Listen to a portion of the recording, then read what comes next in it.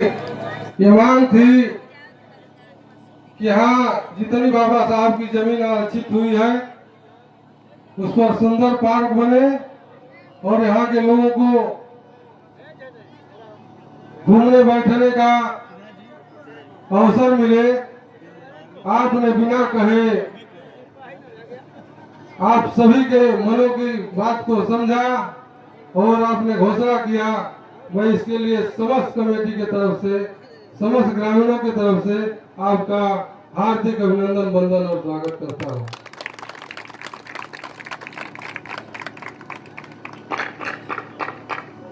साथियों, आपने हमको आशीर्वाद दिया।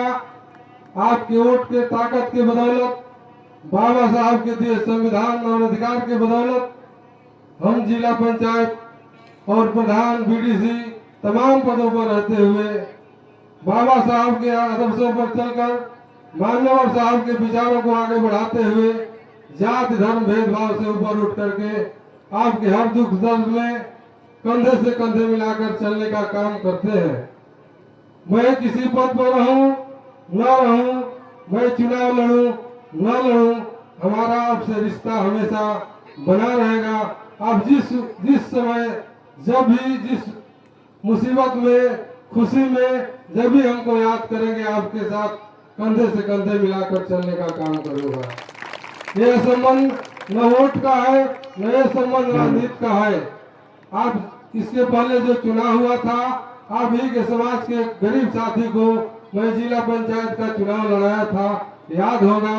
वो उन ताकतों के खिलाफ और आप लोगों ने हमारा हौसला बढ़ाया और हम उस मुकाम को हासिल किए जिसकी कोई कल्पना भी नहीं कर सकता था।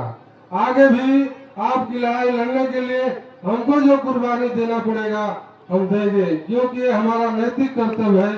बाबा साहब का दिखाया हुआ रास्ता, बाबा साहब के बताए हुए रास्ते को आगे बढ़ाना हर नौजवानों का दायित्व और कर्तव्य है।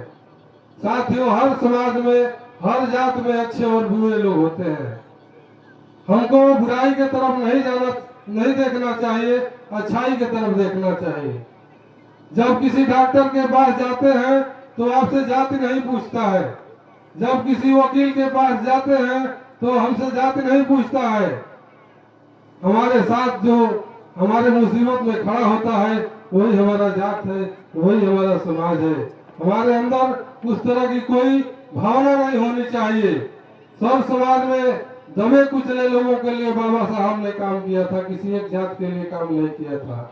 सब समाज के लिए मानव कांसीराम साहब ने काम किया था, किसी एक जात के लिए काम नहीं किया था।